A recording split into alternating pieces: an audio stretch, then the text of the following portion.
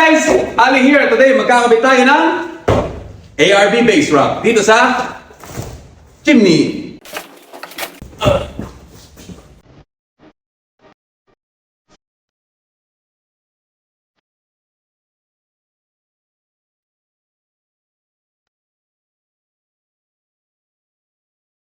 Open sesame.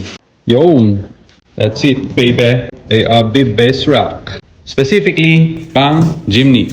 Ito yung leg kit. Leg kit meaning ito yung magmamount ng roof rack doon sa ating chimney.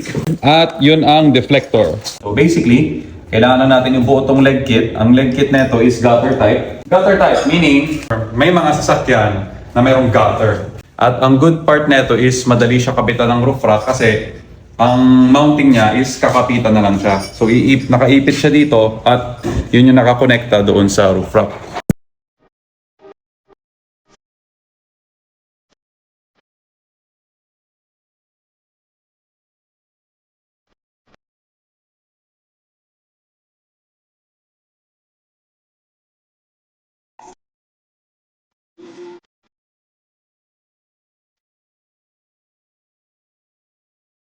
So ayun guys, as you can see, 5 years later, nakabit na natin ang ARB base rack dito sa chimney.